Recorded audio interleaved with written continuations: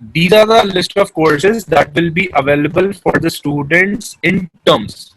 So undergrad table is different. As you can see, postgrad, these are the courses. I'll be sharing up this presentation with you people so that in the future as well you can go through with it if in case you have any doubts, right?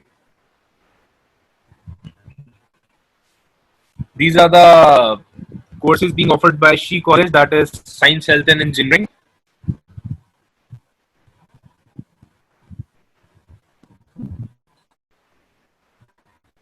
In fact, they are offering this public health, digital health also, along with biotechnology and bioinformatics.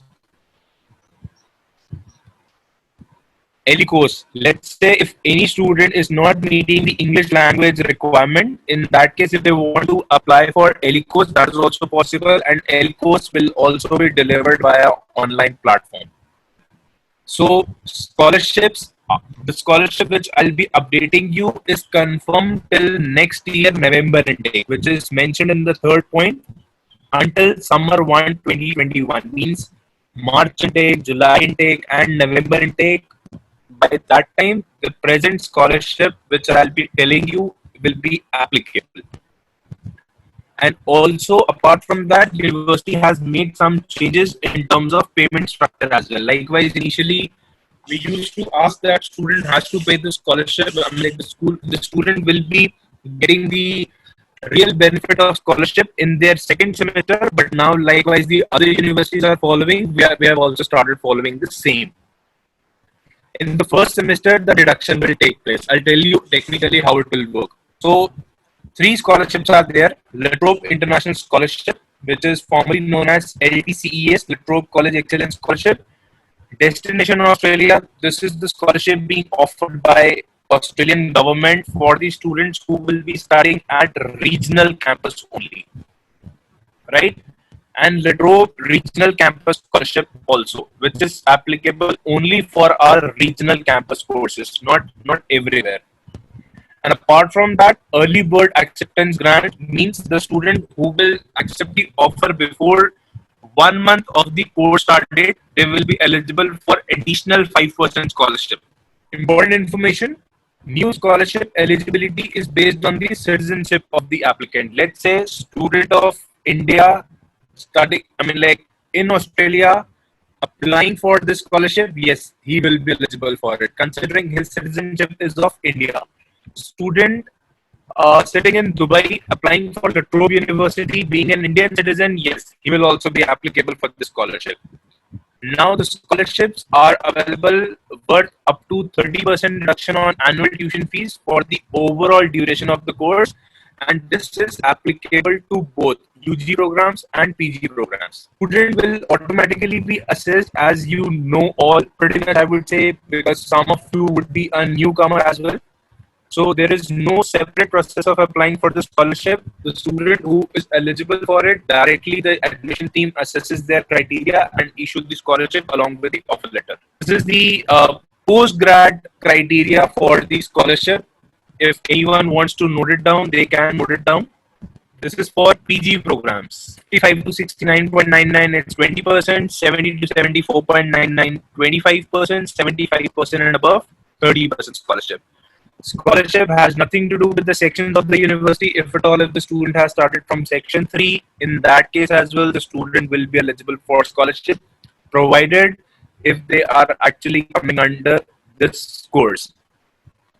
But on the other end, for section 3, we usually start with 60%. So if at all, if the student is from section 3, if he or she has scored minimum 60, then also they are eligible for minimum 20. Apart from that, I can we haven't actually made a slide of UG scholarship, but the criteria is available to me, so I would actually request everyone to note it down. 60 to 74.99, the student will be eligible for 20% scholarship.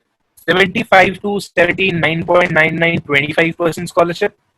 80% and above is 30% scholarship.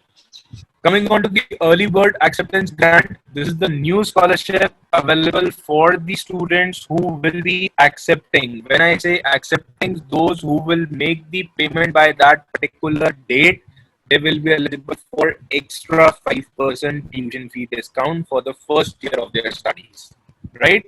This is available for every program, that is UG and PG. Early bird acceptance deadline is mentioned. So for semester 2 and term 4, which is 20th July, so that means if the student will be paying the fees by 22nd June, in that case, additionally, they will be eligible for 5% uh, scholarship of the annual tuition fees, but that will be credited in their tuition fees in the second semester. And for term 5, 7 September is the start date, and the deadline for acceptance is 10th October, and likewise for summer 1 and term 6. Scholarship for 80% and above is 30% scholarship. So now the admission update is that our admission team is actually aggressively working into revising the offer letters and reissuing the offers with new scholarship for the candidates under the new criteria, right? And if the student has already accepted their offer letter, they will need to submit a new acceptance form to secure their scholarship, right? New offer letters will come as per the latest scholarship criteria. So in that, you don't have to worry. Application process is simple. You will have to apply normally, but make sure now you have to mention that term 4, term 5, term 6, or semester 1 2020. Likewise, you will have to see. We will be issuing the COE also, but to study this online terms, the student do not have to apply for the visa.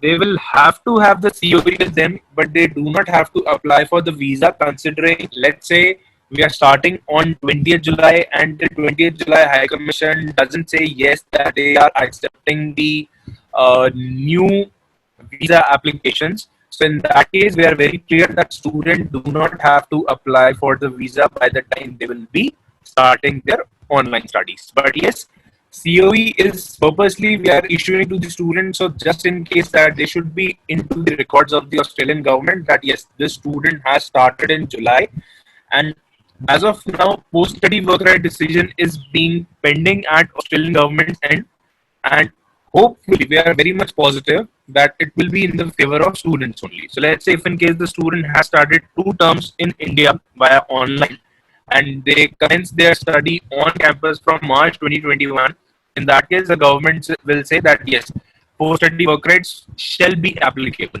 So clarity is yet to come as of now, right? So this is the academic qualification and grades for UG program. We accept IB boards, then we accept O levels, A levels. This is primarily, I would say, for Sri Lanka. This O level, AS level, A levels, right? And very few students from India do the Cambridge studies also. Then, if the student do not have a certified documents, the administration of the institution that issued the relevant document can email to our admissions department directly. Means the school authority can directly email that thing to our admissions team, right? Alternatively, you being at DB can also email documents once the student can have their document certified by an approved certifier. So we will be accepting copies of certified employees by one of the following: Latrobe authorized representative or agents, likewise you are, right? And then Australian Overseas Diplomatic Mission, which is, I would say, not possible in every case. Public Notary Office, again, I would say due to this lockdown, we are not recommending. An Australian university or the administration of the institution that issued the relevant document email to our admissions department directly. Means the school authority or college is directly emailing those documents to university admission team, right? So this, what does correctly certified means? It means that original documents has been cited and the copy has been sworn to be a true copy of the original by one of the authorized people mentioned above. Scanned documents and photocopies will not be accepted. English language requirement, likewise, students are not yet able to go for the IELTS exam. So university has made some changes. So the number one is university will be accepting TOEFL IBT home edition score. IELTS indicator has also come up as a new sort of exam in the market, which will also be acceptable, right? Pearson, we do not have any updates. Then the English placement test for offshore students. Yes, our ATCA, that is Latrobe College Australia, is making the version test available with virtual supervision. Again, I would say that would be on the consent of a student. And ELICOS courses, as I've mentioned, yes, delivery will be via online platform, so student can opt it as far as their preference is concerned.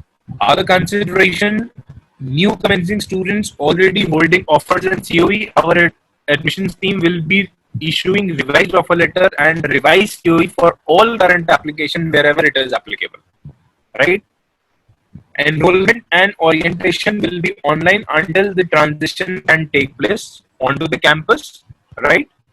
Every single information will be provided to the respective student with a copy to the particular agent about their commencement of each intake, though I've already actually mentioned that what will be the start date. So that is already there, but further details will be shared once the student will be accepting it. For students articulating into Latrobe Business School from partner universities. Likewise, we have some articulations with few of the universities, like which are in Chandigarh University. We say that student can do 2+1. So in that case, also it is normal. They can do it if they want to, right?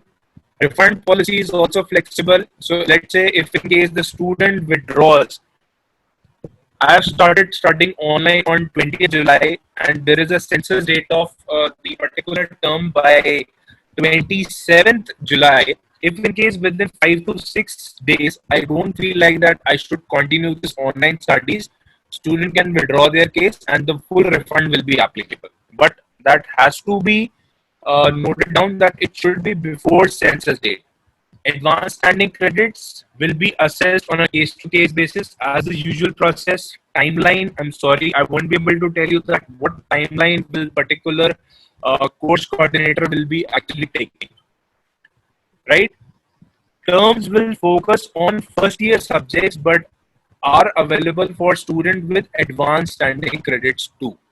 So in terms, initially whosoever and whatever the course the student will be opting for, these subjects will be there available only from first year itself only. University will not go directly into depth of the program.